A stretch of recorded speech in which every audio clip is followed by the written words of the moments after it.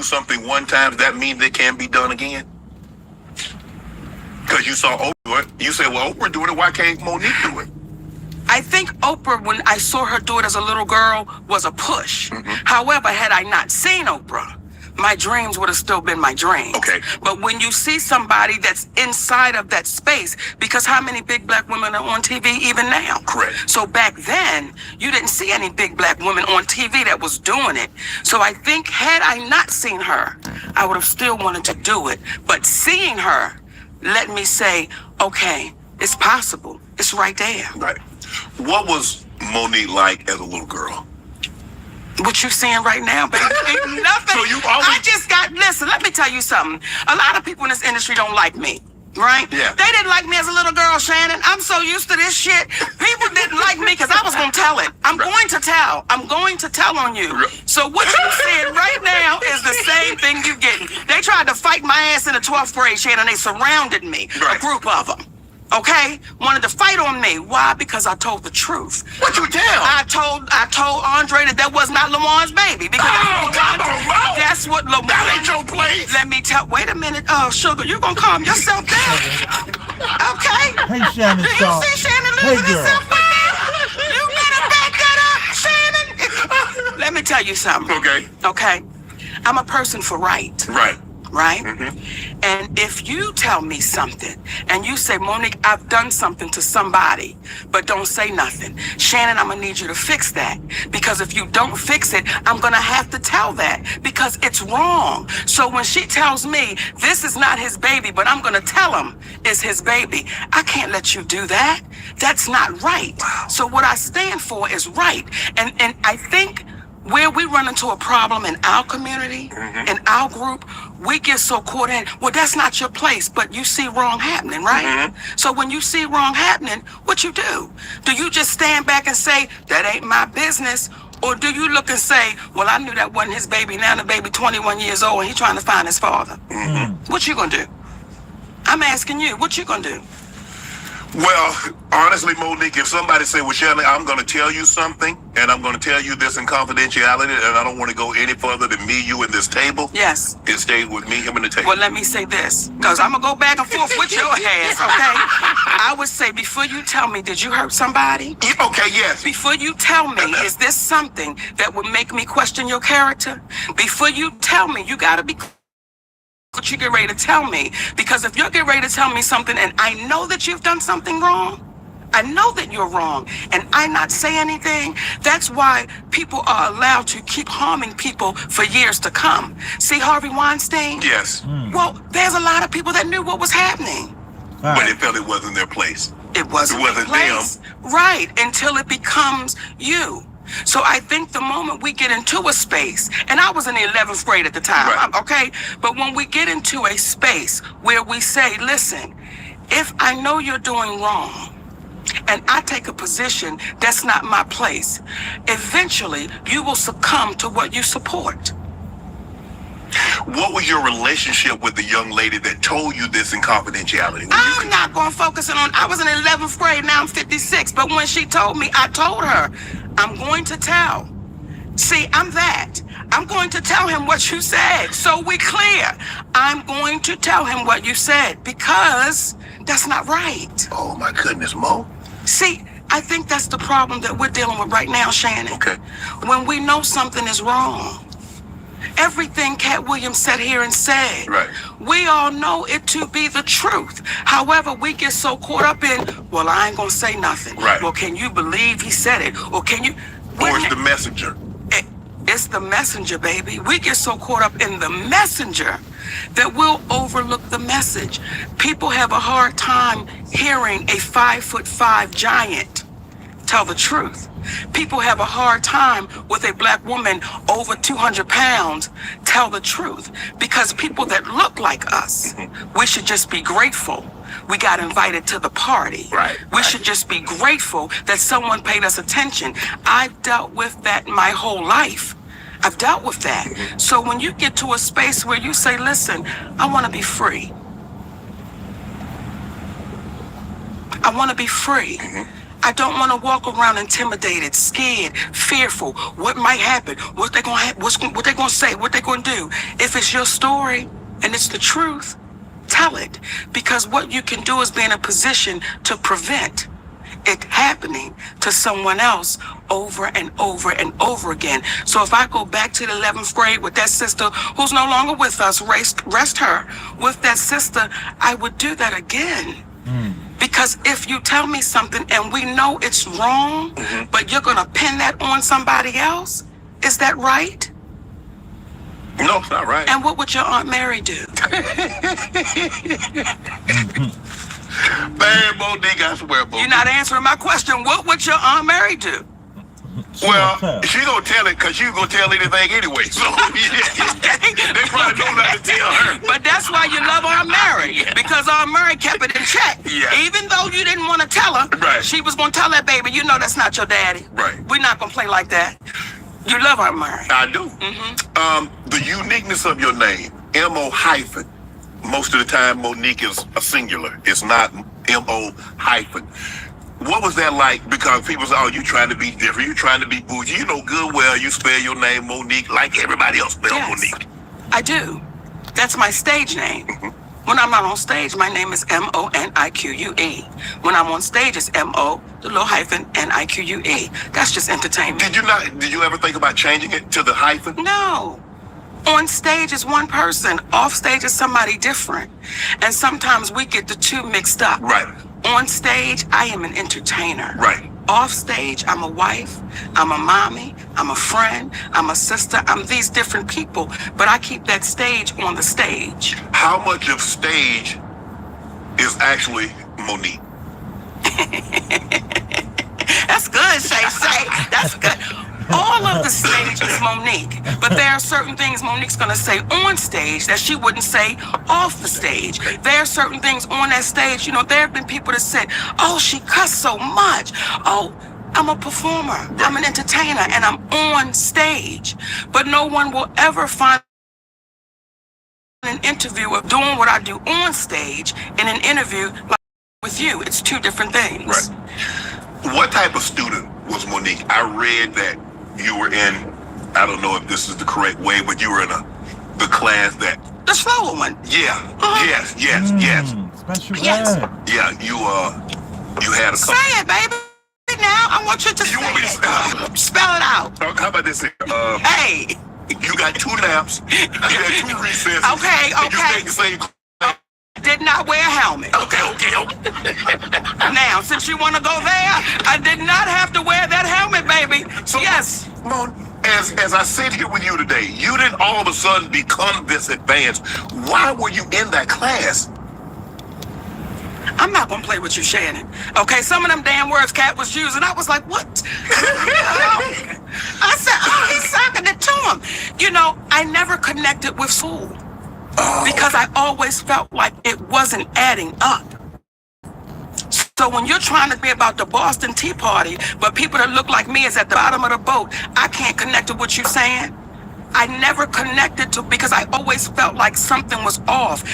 When they were teaching me about history, we were always the savages, and we were always the bad people. And then you saw these white people be all the heroes. And as a little girl, I said, something's not adding up.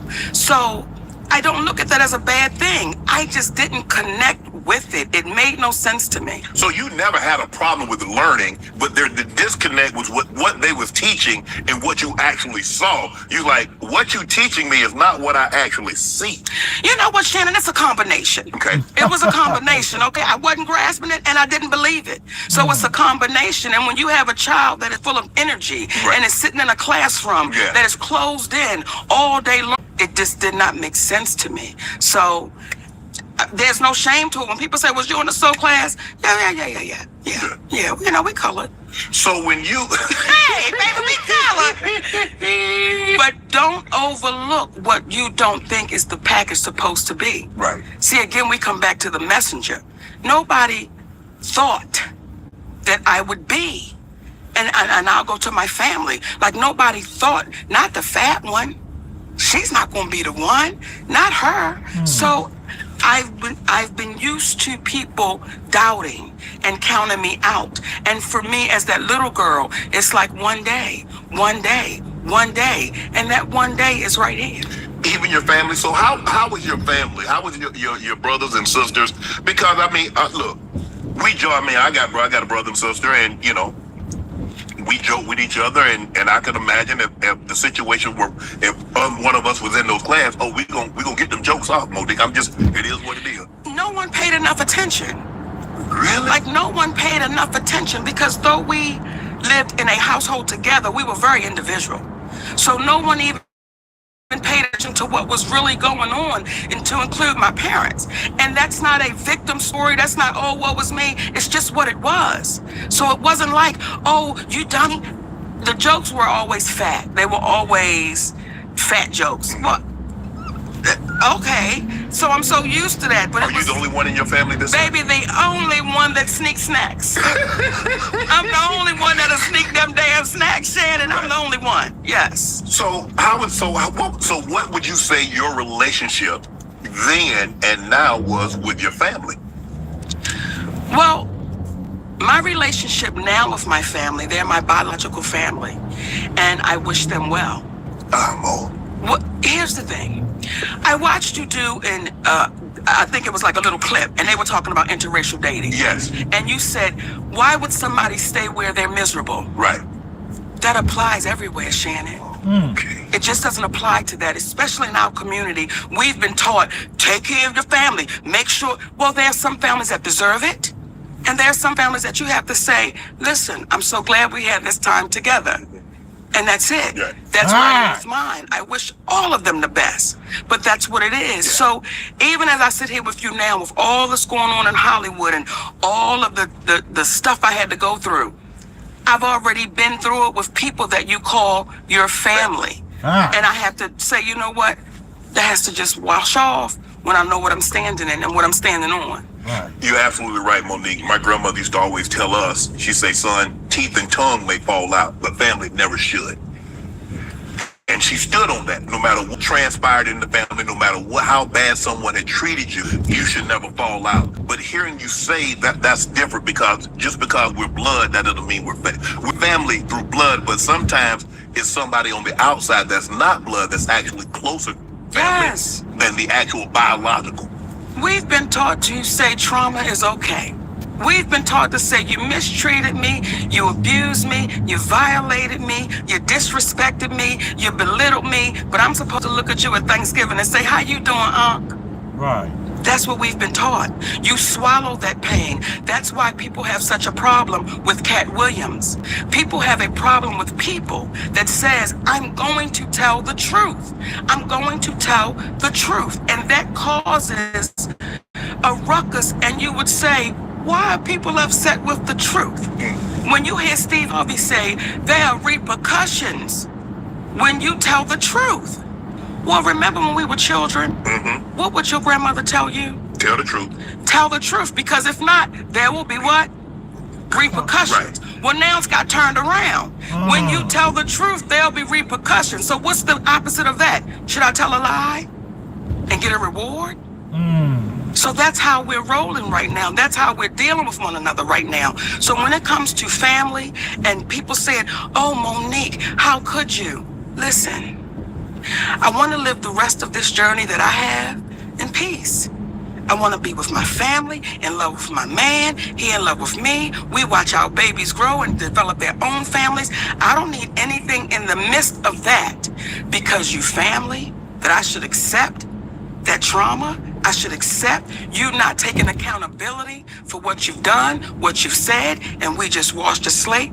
That's why we're in the position we are now as a community, as a black community, as a community in entertainment. Everybody's been so afraid to say, look what they did to me. Look what they said. And it's like, oh, well, listen now, we don't want to ruffle no feathers, especially if the messenger doesn't fit what people should think the messenger is supposed to look like. And we keep repeating history, Shannon. Is it a situation, Monique, where people look and say, well, you made it thus far, well, it couldn't have been that bad? Because if it has been as bad as you say it is, Monique, how would you have ever gotten out of B-More? How would you have ever gotten into Hollywood? How would you ever have a talk show? How would you ever be on a sitcom? So how is it that bad, Monique, and you end up like this? You know, when you first got in the NFL, Yes, ma'am. your eyes were like this. Yes. And it was, oh, I made it. I'm here. Right. And then after you start getting in it, and you started seeing things, and you started feeling things, and now your eyes start getting a little closer, because now you're understanding what the business is. Right. So when you first walk through the door, you're walking through the door saying, come on, baby. Oh, this is all I've ever prayed for. And when my baby Cat Williams sat here and said, no one's ever gone out to LA and got a sitcom like that. I was in LA for 3 months, and here comes a show called The Parkers.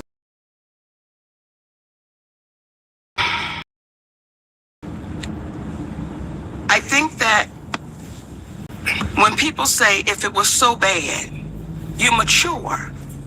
You begin to understand what you're dealing with. Right. You begin to understand what you're in the midst of. And once you understand it is when you can speak on it. Right. But before you really know what you're looking at, how do you speak on that? Right. Because when you first walk in the door of Hollywood, you have everybody telling you, oh my goodness, you're going to be amazing. Oh my goodness, this is going to be incredible. Well, that's all you know. That is all you know. Yes. But you're so happy to be here. Yes. And you're like, okay. When I listen to your story, you say dirt poor, Yes. bathroom outside. Yes. It was, we had to make it work however we can make it work. Correct. And then you get that first big check. Yes. And you think the people that gave it to you is awesome because they gave it to you. And it's more money than you ever seen before until you find out this ain't the right money. Right. This ain't the right amount. Wait a minute. If they got this, why am I getting this? Then you start putting the pieces together. Right. And you start saying, it's not right, and I'm going to speak about it. See, when I saw Taraji broken on those platforms, it was painful to watch. However, Taraji and I had a conversation over a decade ago. Yes. In my trailer when I was doing the Monique show. And she said, you know, you got to keep on getting it until your turn comes. And I said, Taraji, most of us die before our turn comes. We got to ask for it right now. Now, I understand that because there was a time I felt the same way. Exactly. Because that's what I was told. Right. You just keep going and we'll get them the next time. We'll get them the next time. We'll get them the next time. And the next time never comes. And then you see our sister broken, sitting on those platforms. Now, when I said it, Why didn't it get the traction when you said it that when she said it? Now all of a sudden everybody is coming, and I don't have a problem. I'm glad. Yes. But if you said this a decade ago, and I remember you saying it over a decade ago, why didn't it get the traction? Why didn't it get? Why was it? I think there's a few reasons why. Number one, it was the messenger.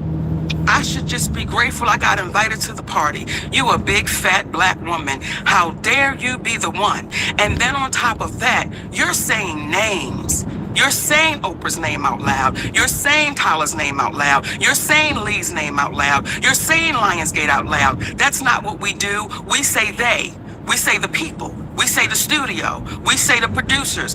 How dare you actually say our heroes' names? You're very specific. These are our heroes. How could you say their names out loud? Because they're the ones that did it. And if I don't say it out loud, now you see a woman that is swallowing that pain, that is so stressed out. Then you see our sister Taraji B. Henson sit on that platform. And I love that baby because she's a beautiful spirit. But to see her that broken, what our community was saying was, we have a hard time, some of us, we have a hard time seeing a strong black woman with her back straight and her chin up and a strong black man standing by her side. We have a hard time accepting that. But we can accept seeing a black woman broken. Now it's really serious because she's falling apart. Our community had a hard time with those two things. And when I would hear people say, why is her husband there? Why is he there? It's a sad day when we're questioning why a black man would stand with his black woman. So when you hear black women saying we're the most undervalued, disrespected, underserved, mistreated, violated, exploited, we get all of that. Then you see a black man standing with his black woman saying, not on my watch.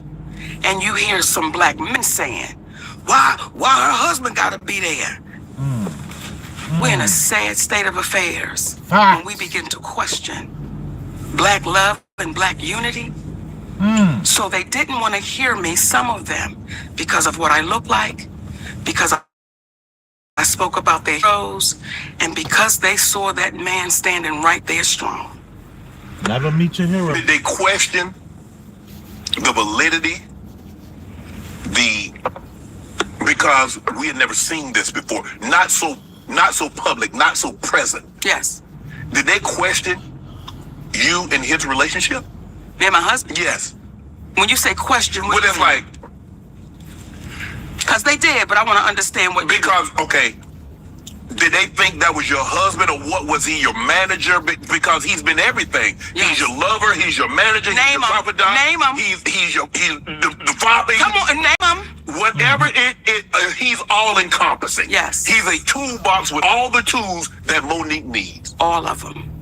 And so when I heard people saying that, why is he there? Why does he have to be in every interview? Why does he have to be in the background? Why can't Monique do that? Why not? Why not? Why not? Why not? And that's Shannon. when you see, and these are my sisters, but when you see Taraji, when you see Viola, when you see our sisters speaking out, you never see their representation sitting right there with them. You never see them saying, listen, we got to fight together. Right. My husband is also my manager, which is my representation. Right. But again, we've been so beat down that some of us have a problem with this black man saying, I'm standing right here strong, Right. and I will not flinch and I will not budge. What a sad state of affairs we are now in, where you have people that look like you and I that would question why this man is standing there. That, for the life of me, is disheartening. When we heard Brother Malcolm say, we've been run amok, we've been hoodwinked, we're now doing it to ourselves. We're now doing it to ourselves. So when you said, Monique, it was different because we had never seen that before, you said their names. Let me say this, I'm not the first one. Right. I'm not the first one, but we get washed away in history so easily that we start thinking, oh, this is the first one, this is the first one. Her name is Claudette Colvin. And she's not first one, but she was before Rosa Parks. But because Claudette Colvin did not fit the picture that they thought she should look like, she was dark skinned and she had coarse hair. And because the organization, I believe it was the NAACP, did not think she would be accepted by the white people, they had to get somebody that they said the white people could accept. We keep repeating the same thing because what I said is no different than what anyone else is saying. Not at all. Right. It was the messenger, and it was the way. Let me jump in. I let it rock for a long time. This so far is like I get the Claudette Colvin analogy for the masses. This is like she has to hit everyone with, you got to go through the first grade before you can get to the 12th grade. And we would think that Monique is at, the Jedi level. She's past the 12th grade, out of college, doctorate degree. Now you're working on your Jedi.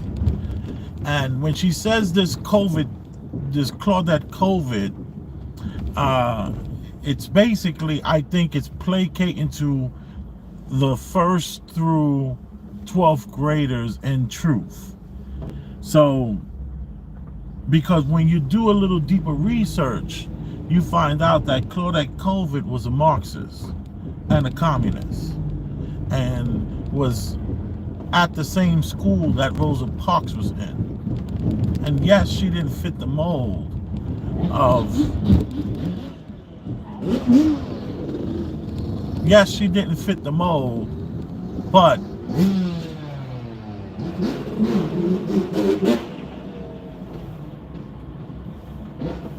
it was still a ruse. It was still a plant. It was still a shell. It was still Killer Mike. If that makes any sense.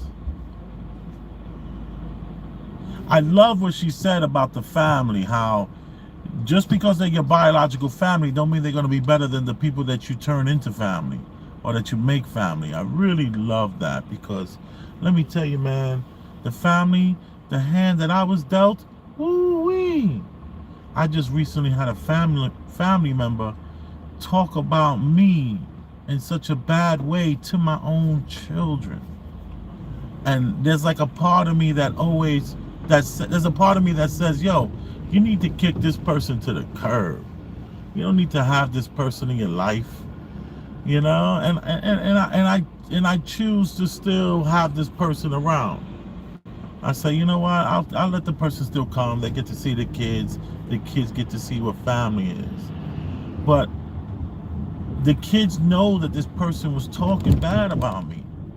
So am I then perpetuating the cycle of this behavior where they will continue to have people in their lives that don't deserve to be in their lives, when they deserve to kick rocks and get from around me? So, you know, I am plagued with all those stereotypical, you know, let's not talk about it, let's keep it in the family. And then on Thanksgiving, you still, you know, you're saying hi to these people, and, you know, you're showing them appreciation to some degree, but yet they've done you dirty. So it's a never-ending battle for that aspect of, I think, life in general. You know, I think we all are going through that. I don't think, like she referred to it, how about our community and how, you know, we don't, like, we just keep people around that shouldn't be around. But I think it's only a small percentage of people that do that, who no, that small percentage of people that don't, wait, what am I saying? All right, I just got distracted. I was questioning whether I was going to take my phone off and pan it to the left or to the right, but, you know, you just got to get what you get while we're driving. You know, we like I think there's only a small amount of people, maybe some sort of elite thinkers that know that these people that are not worth having around, you just completely cut them off. I think there's only a small amount of people that are like that. I think most people forgive too much, and they say that we're family, so we gotta help. But, you know, the truth of the matter is, if somebody's done you dirty, I think you have every right to walk away. And then if somebody's the person, let's say I did someone dirty. Let's say I wasn't the best friend I could be to somebody, or the best brother I could be to somebody, or the best father I could be to somebody. I think they should walk away, and I should be able to understand. Anyway, let's continue. We're in the Bronx, by the way. Bronx, New York. I'm not putting my head down. I'm not shedding one tear. I'm not going to say, I don't want to say their name because I might get in trouble. I'm going to say all of it. Right. Because when you really think about that little girl coming behind you, what I don't ever want that baby to see is me broken. I don't want her to see me falling apart. And I understand it. I understand how it can happen, Shannon, when you may not have a family. So she's saying that Taraji P. Henson, who is out there talking about how broke she is, and I think it has a lot to do with the writers' strike. Now that the writers are striking, these working actors can't pay rent. They can't pay for the high rise.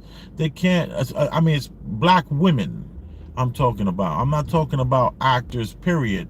But I'm talking about well, I think the whole point in the writing and is that these people are busting their ass to create new ideas and conceptualize scripts and all this kind of stuff, and they're performing at a level to which no one could really do this.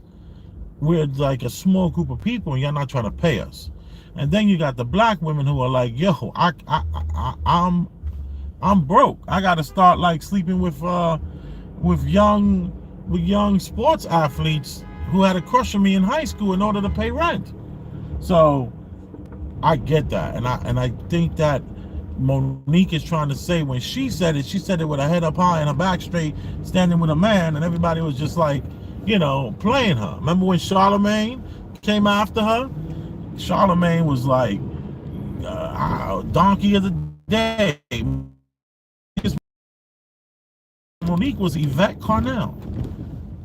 Yvette was one of the first and only people that spoke up, that really gave a whole new point of view on what an amazing thing Monique was doing by standing up against all these people and saying their names. So I'm sure she's going to talk about that. Let me see. Let's continue. Foundation at home. Right. When you may not have that man at home or that woman at home, whomever, that support person saying you're not crazy. Right. I got you. Come on. We're going to go through this. We're going to get through this. So for us, if we start taking things for what they are and get out of our emotions, we will be so far along. Do you believe punishment? Punishment is not only meant for the perpetrator, but it's also to deter others from said acts. You see it. Do you believe the punishment that was bestowed upon Monique was not only to punish you, You saw it. but to deter others from saying what you said? Well, Shannon, see here, and I'm going to answer that. But sometimes we act like we don't know history. See, back in the day when they had us in chains, they would beat one real good. Right. But in front of the others. In front of the others, and they let everybody know what you don't want is that type of ass whooping. Right. So what they said was, we're going to beat Monique really good. We're going to sit her down. And I made it public. Financially, my family took a hit, Shannon. And when I tell you we took a hit, Right. we took a hit. So when you see our sister go through that, you see her go through, and we act like our eyes didn't see what it saw when we watched that promotion happen with the color purple. Right. We wanted to act like we didn't see how Oprah Winfrey treated Taraji. In my humble opinion, when you saw her walk up, you saw that there was tension. You saw that there was something happening. Right. And then when you see Taraji write her a love letter, it's like, listen. Yeah, she's talking about they were at the Empire State Building. And when they was at the Empire State Building, get out this guy's way. Taraji P, Oprah, they were taking pictures on the Empire. Something Taraji of tension. It could, we just saw it from, our Oprah at like some sort of photo shoot on one of the decks of the Empire State Building here in New York City. And there was this huge tension, and there was this huge, like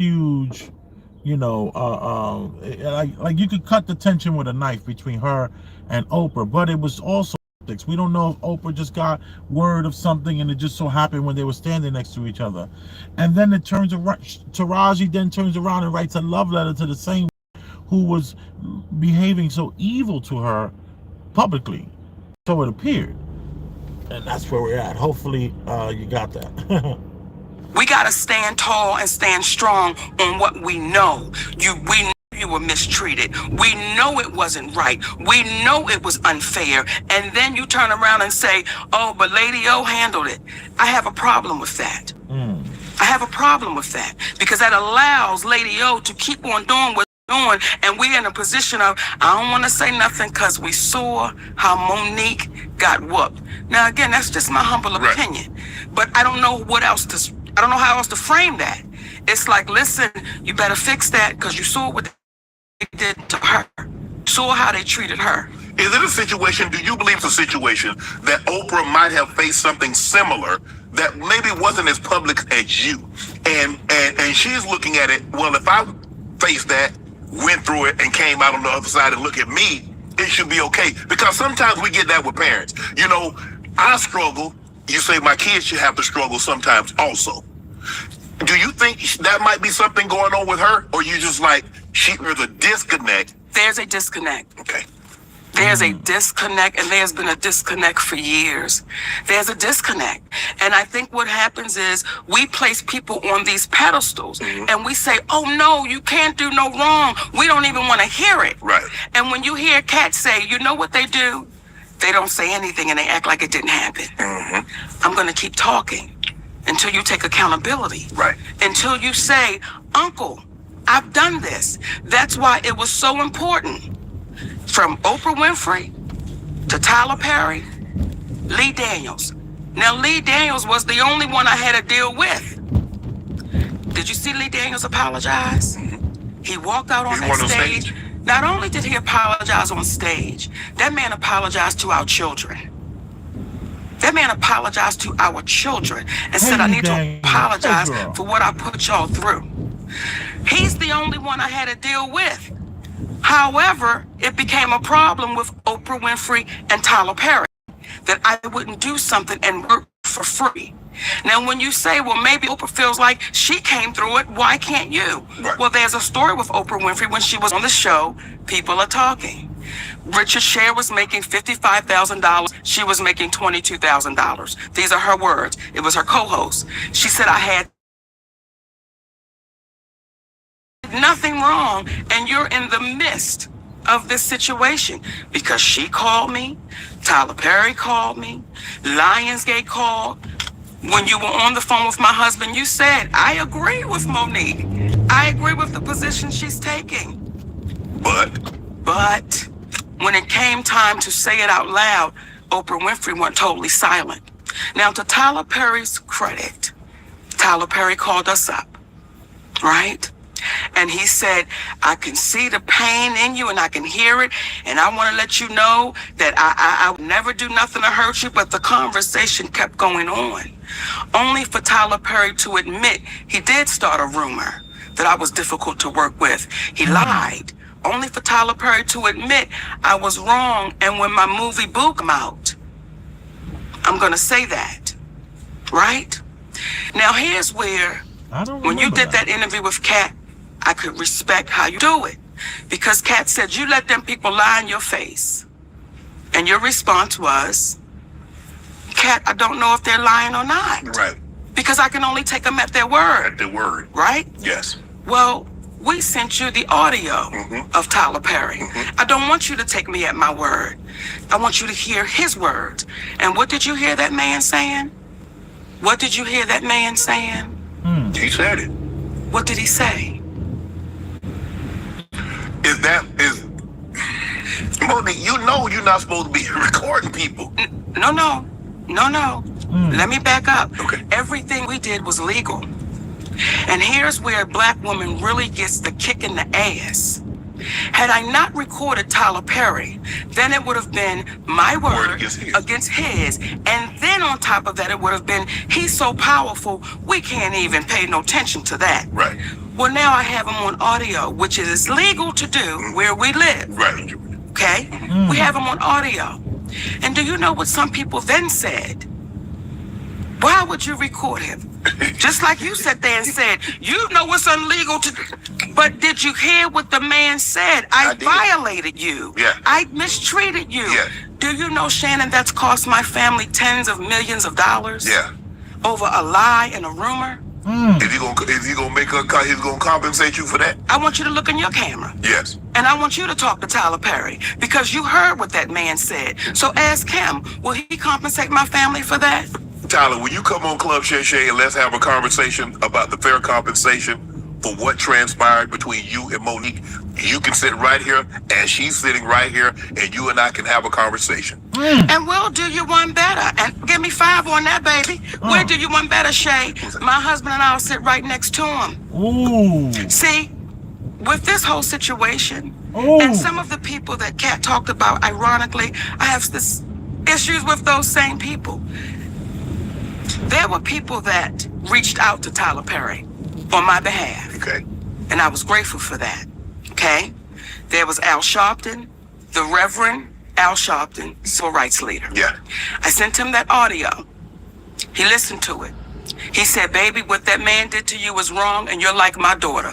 And we're going to have to get him to fix that. Right. We didn't hear from Al Sharpton for 6 months.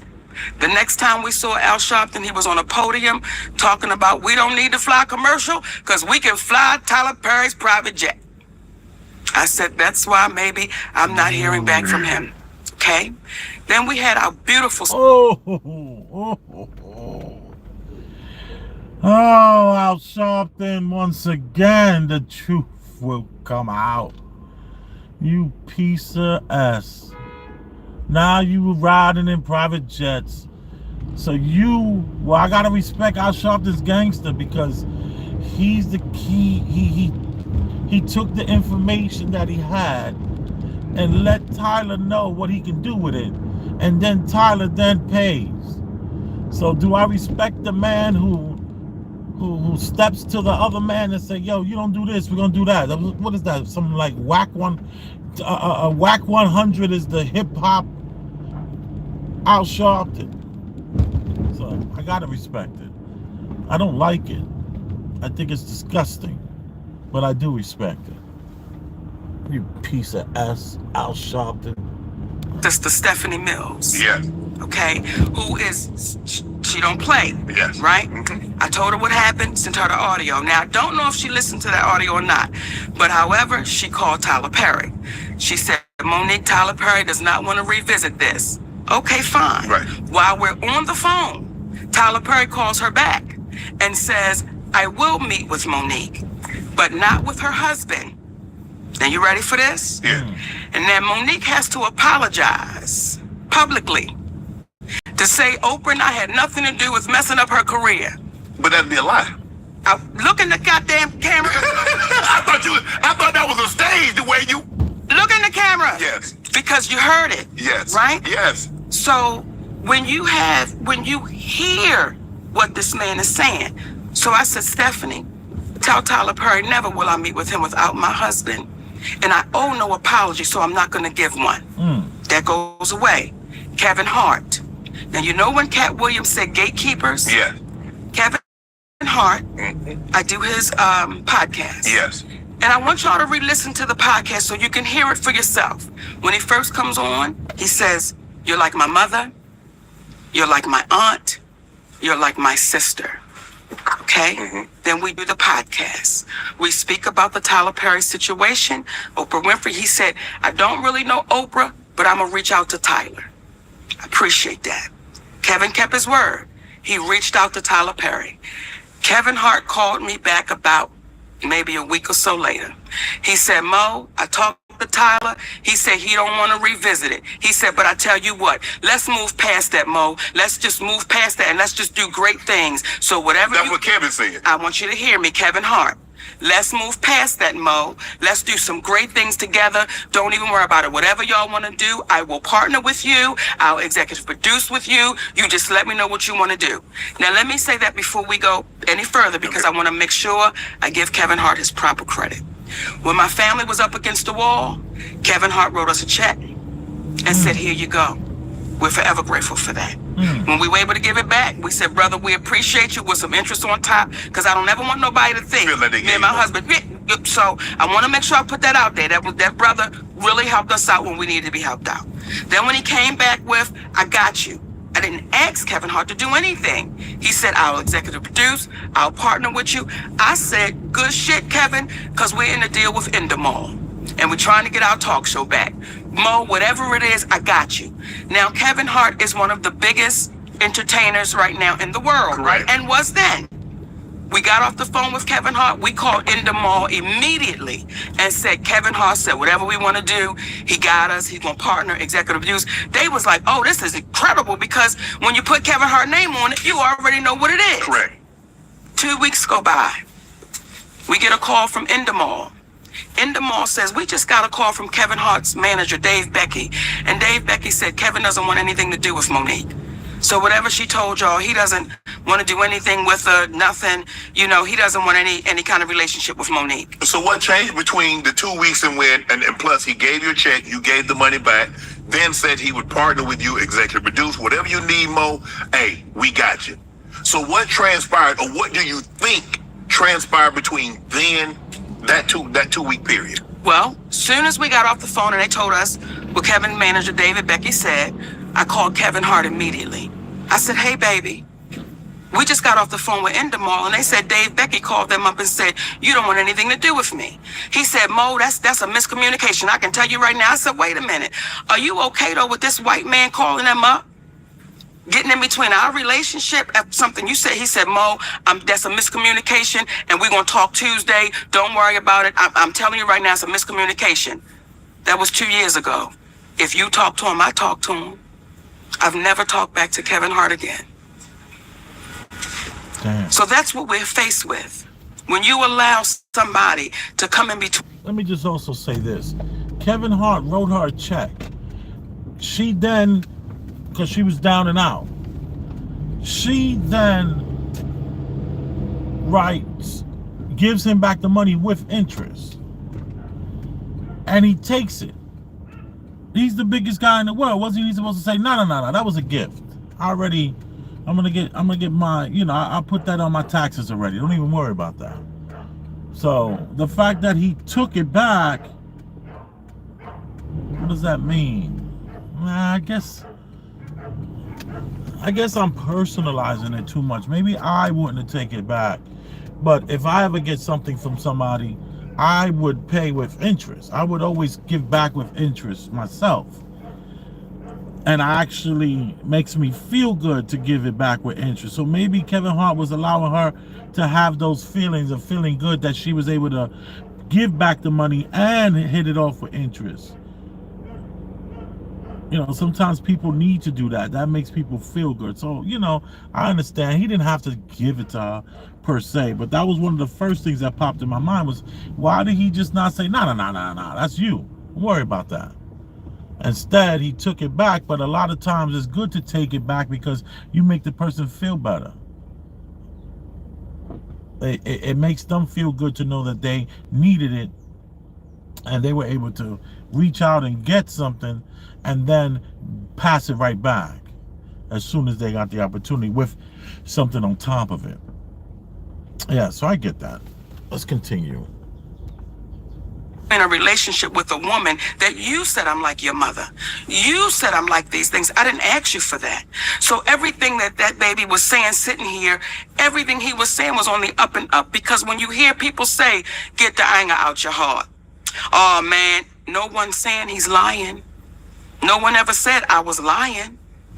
It's so easy to discount and devalue because of what we look like. Right. However, when it comes to Tyler Perry, I will not allow you to discount or devalue, because that is your voice on that audio. Mm-hmm. Remember on Good Times when Penny's mother was whooping up on her and she had recorded it? Mm-hmm. That's you on tape. I remember. So how does it go from you saying you're going to give me an apology to now I owe you an apology? But what do you want an apology for? What could I possibly owe you an apology for when you've admitted? See, when Lee Daniels says to me, because Cookie from the show Empire, I was offered that role. Now Taraji tore it up, baby. Listen here. However, I was offered that. Then Felita called me back and say, baby girl, they said you're too difficult to work with. But you hear on the audio that a man told David Talbot I was difficult to work with. Do you see how that cost my family? Yes. And with no accountability? Because, it's the great Tyler Perry? No, you've got to be accountable for that. Oprah Winfrey, you've got to be accountable for the things you've done with my family. You've got to be accountable for that. Is there any relationship between you and Tyler and you and Oprah currently? No. But I thought there was an apology. I read I read somewhere that Oprah had issued you an apology and Tyler had issued an apology. That's not correct. No.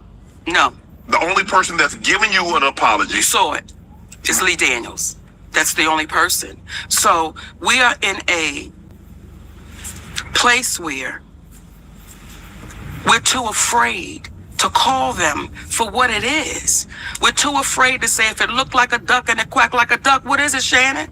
It's a duck. Right. So again, you see the struggle of the black woman as I'm sitting here talking to you, and you say, Mo, but why would you record him? But you heard the man violate me. The first thing wasn't, I can't believe that cat did that to you. It's, why would you do it? And we understand it. Right. Because we've been conditioned that way. Because when you had to get somehow, because when you're telling people these are lies, Yes. nobody is believing Monique. So now, even though you have him record his voice, and that's him, and he's saying he made it up, now it's no longer, oh man, I can't believe he lied on Mo. Mo, why'd you record it? So now they put the onus back on you. Where's the win? How do we win? How does a black woman win when you say, here he is right here? And I look to the community and say, how long do we allow us to keep being exploited, used up, taken advantage of? And because we think somebody can give us an opportunity, we just say, shh, I'm not going to say nothing.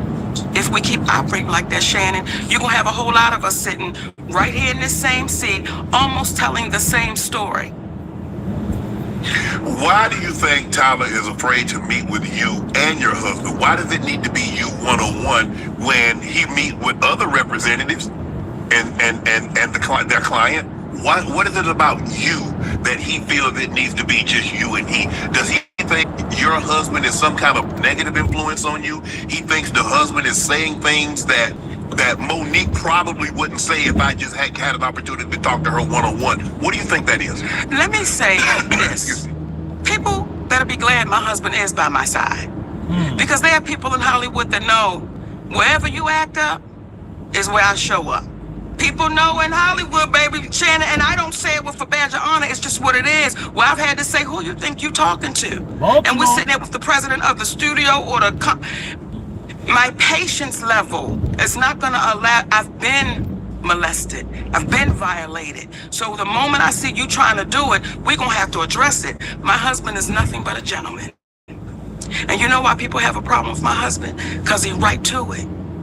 There's no we're going to dance around the bush. He's right to it. Right. And people like Tyler Perry, people like Oprah Winfrey, they look at my husband and say, how dare you be so direct? Right. How dare you not put your eyes down when you're talking to me? How dare you do that? My husband is also my manager. Why would he want to exclude my management? It's like, Tyler, you should want my husband to be there. Baltimore coming out of her. You may want him to be sitting right there so that way we can have a conversation that everyone can be heard. But I appreciate you, Shannon, because most people are too afraid that's heard the tape. They're too afraid to say, no, I heard it, and this is what he said. I appreciate T.S. Madison, because T.S. Madison was the first one to say, no, I heard what he said. So when folks were trying to jump on her, she not down for the black woman, listen, baby, y'all don't even understand the fights that sister be having when ain't nobody watching for the black woman. Right. So I appreciate you looking in that camera. Right. Well, I mean, look, sometimes there are some black people, some, not all, some, that my grandpa used to say, Mo, is that if you're not careful, you'll become the very thing you despise the most in a person. Now, what do we despise most about Trump supporters, ex-President Trump, is that no matter what he says, no matter what he does, they give him an out. There's some people in our community, no matter what powerful black people say or do in our community, we'll give them an out. And we can't. And we become the very thing we despise the Yes. most. What we despise most about President Trump's, ex-President Trump supporters is that no matter what he does or says, it's okay. Yes. We can't do that. We can't. If somebody's wrong, like you said, Mo, if somebody's wrong, we have to be man or woman enough to say they're wrong, regardless of what comes along with that. They don't know. They don't understand what them saying I'm sorry will mean for them. See, when I read the Because other that's day, not for you. And I'm sorry, it's not for the person that you offended, it's for you. Because currently you're in hostage, your feelings. Because you have to live with that. You gotta knowing live with that. what you've done. So when you see a woman say, me turning 70, I'm so happy because I've never hurt anyone. Stop it. Stop it. Because there's a black woman that has been calling your name for over a decade that you seem to want to make go away. And I know I'm not the only one. Would you sit, if Oprah called Mo today, would you sit down and have a conversation with her? Let me tell you what I'll do if Oprah called me today, Shannon Sharp. We will sit down and have a conversation with Oprah Winfrey. We will sit down and have a conversation with Tyler Perry. We will sit down and have a conversation with the presidents of Lionsgate. We will sit down and have a conversation with anyone that is, I'm gonna say, brave enough to sit down and have a conversation. But what happens is within seconds, if Tyler Perry was to sit right here, you would say, man, I heard you. What you trying to tell me about this sister? Within seconds, Oprah Winfrey would know that people would say, hold up. See, when I speak about Oprah Winfrey, and let me be clear, I love that sister because she's our sister. She just got to come back across the street. We got the light on. When I speak about Oprah Winfrey, I speak about that woman because she's spoken about me. And when you begin to speak about me privately, I'm going to speak about you publicly. You've been unfair. You've been unjust. And you watched a black woman be thrown under the bus, and you said nothing. And here's what's interesting as well. My husband was saying to me, after I won the Oscar award, right? And she had the people come, to talk to the Oscar winners. And I go on the stage and I talk to the Oscar winners. Well, when we go to a commercial, the people in the audience, and I say this humbly as my husband was telling me, he said, Mama, they wasn't screaming Oprah. They were screaming Monique, right? So much so, I had to say, y'all gonna shut that shit up now. We get ready to go back on the air. We having fun, right? He said, but I watched Oprah. He said, and I watched her almost turn in her seat like they screaming her name. Now, some people will say, oh, Monique, you're reaching. Well, let me tell you what then happens. The movie The Butler, that movie was offered to me. Lee Daniels came out and said, I did offer Monique the Butler. But as he said to me, he said, Mo, at the time I didn't have no power and I didn't have no money. So when Oprah said she wanted it, so who played the lead role in The Butler? Oprah Winfrey. Lee Daniels was getting ready to do a biopic on Richard Pryor, and he offered me the grandmother. Who then calls Lee Daniels and says, I want to be the grandmother. So, as you're looking at me, it's the same way I'm looking at that sister. And I'm saying, why don't we sit down and have a conversation? Because the way things could look, it may not be that way, but just the way things look, Oprah. Just the way you would have my family on your show, Oprah. One might say, Mo, well, I mean, if the role that they're looking for a black, Big, go ahead and say it. Shannon's so careful with his words. He want to say fat black woman. If the role looking for a fat black woman, Mo, but he was like, my podcast, Mo. Y'all ain't finna cancel me. That's why we love you, Uncle Shay Shay, because we want you to say a fat black woman. Now, me and Oprah fit the damn description, Shay. Fat black. Don't we fit it? You do. But I'll be right back in the bed. I'll be your neighbor up there where you live at. Listen here. So, are you lying? No. Now, I'm not going to have your big ass sitting here in the Hall of Fame and you scared to say shit. Okay. And I want to excuse myself for any of the babies that might be watching this, because I wasn't going to say no spicy things. But Shay Shay get me wrong now. Come on, Shay. One might say, or people might say, well, Mo, I mean, the role calls for a heavyset black woman. You, Oprah, y'all fit the role. Yes. How do we know that she was think that she's better, more qualified than you? It don't work like that. You can't offer me. Once you say, I want you. Right. That's what it is. Okay. Yeah. But I don't have the money to fund a production. Right. I don't have the connections to go to the studio and say, listen, I want to do this movie. She does. So when Lee says, hey, baby, she got the money, go get it. But someone would just say, How is that working out like that? How is that happening like that? How is it that things that was offered to Monique, you seem to be playing? Now, I told Oprah about that. See, everything we're saying to you right now. You was having a conversation with her. Listen here. I don't play the behind the back. I don't play the I'ma share with Shannon. There's one thing I will share with you that I've not shared with anybody. But I don't play the behind the back and all of that. I say, listen, let me try to get to you first. Now, if you avoid me, okay. But I tried to be respectful. I tried to call you first. When she had my family on her show, I tried to call you first. I tried to talk to you privately, but then you became the great, mighty Oprah Winfrey, and you were too busy to talk. Well, now I'm going to talk about it. That somebody would say, if we wasn't Monique and Oprah Winfrey in the entertainment business, and we was Monique and Oprah Winfrey that worked at Costco, I see you in the break room. I see you at your cash register. Because she's overstepped. Wow. So, Crash out. I don't know, Monique. This might be the term crossing of the Rubicon. We might be going too far. How do you, if you feel that way? Because clearly, if you feel this way, now Yes. I get why you feel this way. I don't know. Like I said, I don't know this. I'm taking you at your word. Now, not the Tyler, because Yes. I've listened to the audio. Yes. I'm not talking about that. I'm just talking about Oprah. Yes. I'm just taking you at your word. Yes. If you feel this way, is it possible she feels the exact same way about you? How could she? How could she? What have I taken from Oprah? When did I have Oprah's mother and father on my show? When did I have anybody come and speak about Oprah Winfrey on the Monique show? That's never happened. So how could she feel that? Would you have done that? Had her family on? Yeah. Let me tell you how we operate. When we had the Monique show, there was a comedian on there, and he was trying to joke T.I.'s wife, Tiny. My husband walked out in the middle of his set. He said, cut. He said, brother, we don't do that here. We uplift our folks. We don't play that. So no, I would not have done that.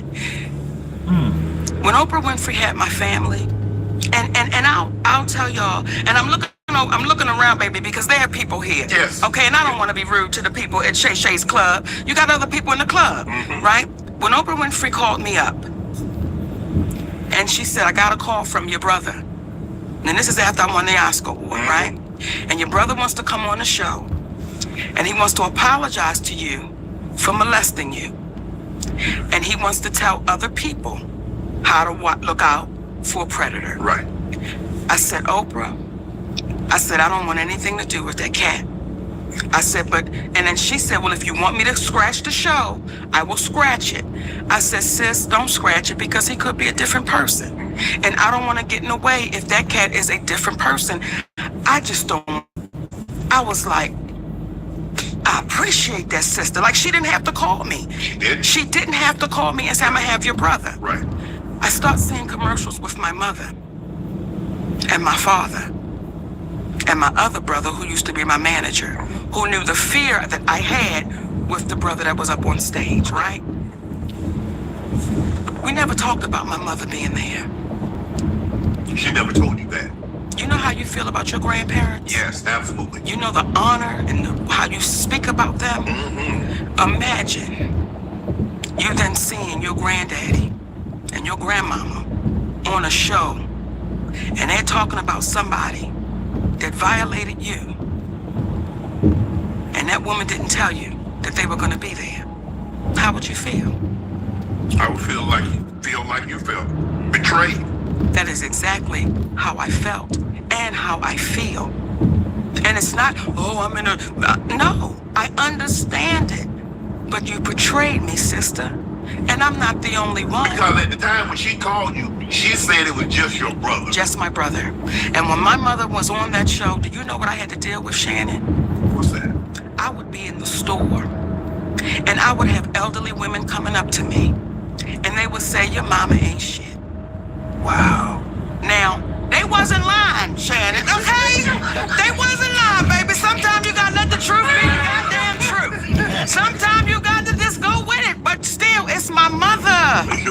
And I'm in here, and because when she went, I'm having to defend something, and I got that often. with them telling me what my mother wasn't, because you did not tell me. Had Oprah Winfrey said, I'ma have your mama, I'd have said, shut that shit down. I don't need nobody seeing my mama be greedy. I don't need the world seeing. Shut it down. Now there's a white woman named Barbara Walters.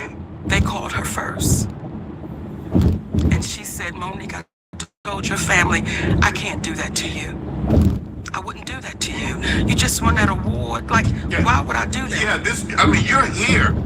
Why would I bring something that I know that you don't want to talk about? You lived it. Why do I need to replay it again? Ask her. Your camera right there. I was trying to. I know, baby.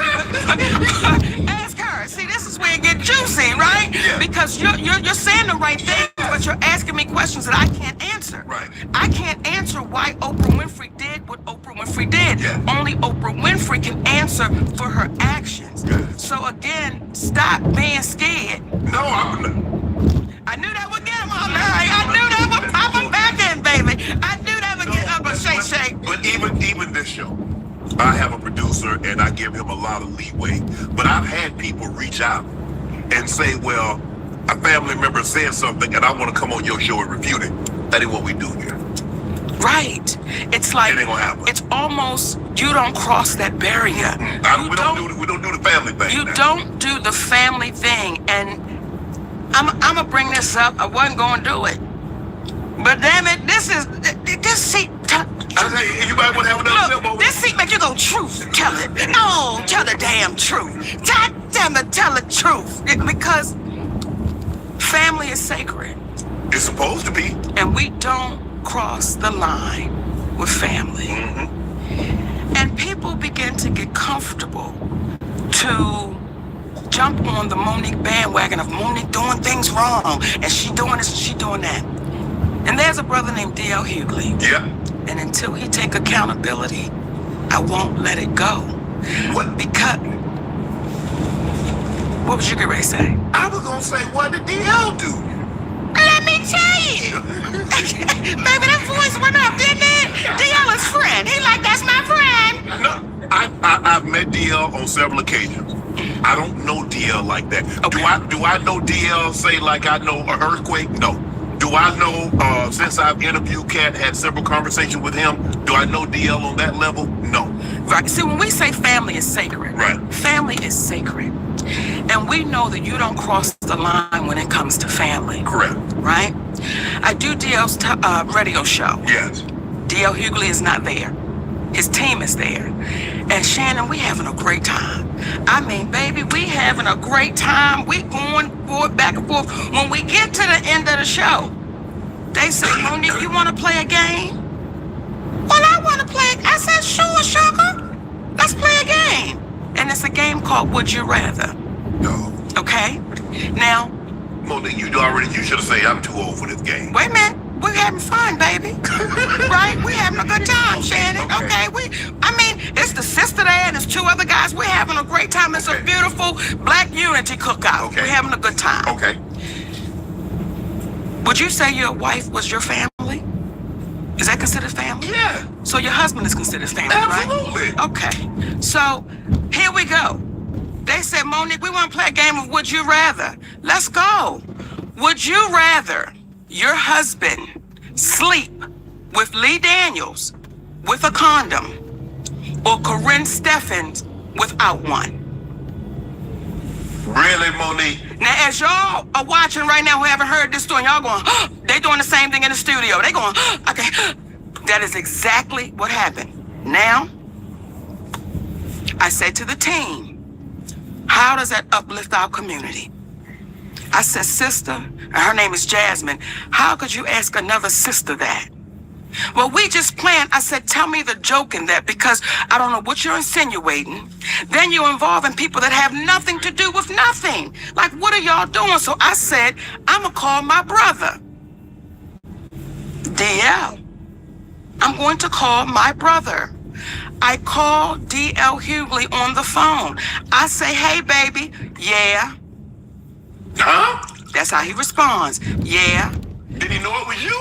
Yes, because they called him to let him know Monique's going to be calling. Like Right. this, it was getting crazy. Right. I'm like, just let me get on the phone with my brother, right? Hey, DL, yeah. I said, listen, I just got off the phone with your team, and they wanted to play this game, Would You Rather? And it was like, stupid. Like, asking me about my husband and Lee Daniels and Corinne Steffens, and his exact words were, that's how we do it. I said, DL, how does that uplift our community? And again, I don't know what y'all trying to insinuate, but brother, what you doing? Like I said, that's just how we do it. So it is what it is. Now, it got so ugly that my attorney had to send a cease and desist. So it never aired. So we have, like, when Cat Williams talk and people, truth tellers talk, we have receipts to everything we're saying. That's how that whole thing got started, okay? It's family. My husband is my family. Yeah. Now, you babies that are really good with this internet, through the years, I've watched DL speak ill of me. Through the years. I never knew DL Hughley had a problem with me. But when Cat said they all a group, he forgot to put DL Hughley in the group. Through the years, I was bitter. I was dangerous with what I was doing, saying that it was inequality. My husband didn't know what he was doing. This went on through the years. I was unloved, all of these things. And I said to myself, I'ma see you. I'ma see you. I didn't go on nobody's show. I didn't say nothing to nobody, but I knew the time would come that I would see him. We were scheduled to do a show in Los Angeles. I was the headliner of that show. His name was on it, then his name came off. I didn't question it, but I knew I'ma see him, right? Eventually. Okay, now we have a show in Troy. Contractually, I was the headliner. D.L. Hughley posted a memo. Now, when you signed your deal for the Ravens, did you sign a contract or a memorandum? I signed a contract. You see how you say that? Like anybody that knows good business, you sign the memo was saying, this is what I would like. Right. But the contract is saying, this is what it is. Okay? Yes. He put out a memo to our community. And that touched me a little different because I was saying, why would you lie to our babies? Because now they're thinking if they send somebody a memo, that's what they're supposed to get. Okay? I was contractually signed to go as the headliner. Right. I mean, you go last. D.L. Hughley didn't come into the building until 9:30. Now, contractually, I said I have to be on stage by 9:30 because if the show starts at 8, I refuse to keep audience waiting. Right. That is disrespectful to the audience. Correct. When I went out on that stage, Shannon, I made sure everything I said, he heard me. Because now you're here and I'm going to say it to you. And I said some things on that stage that I said he was cowardly. I remember that. And some folks said, how could you say that? How could you do that? And then I posted some things to say, this is what I meant. See, you came after my husband. And when you had a chance to fix it, when you had a chance to say, Mo, my bad, you know, we don't even get down like that. Right. You told me it is what it is.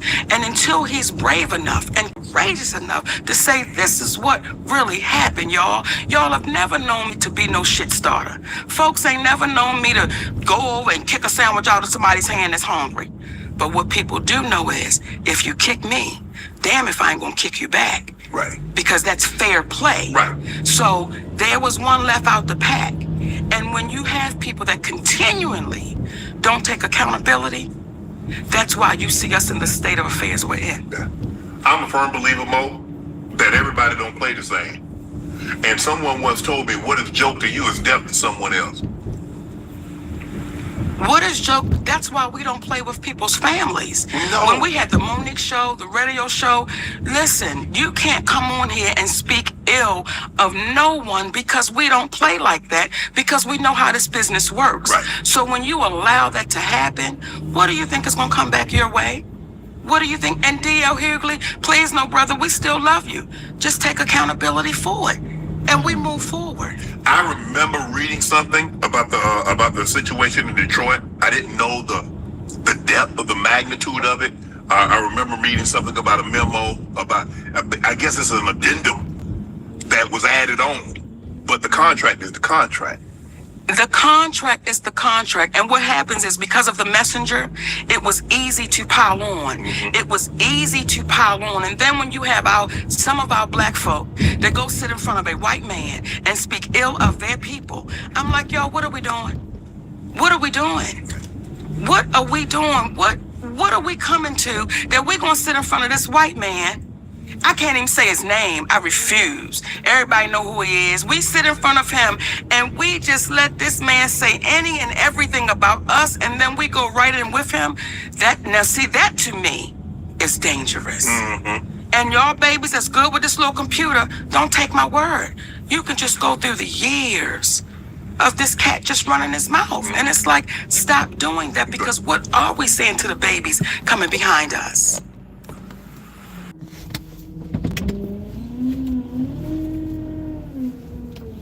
Thank you for tuning in.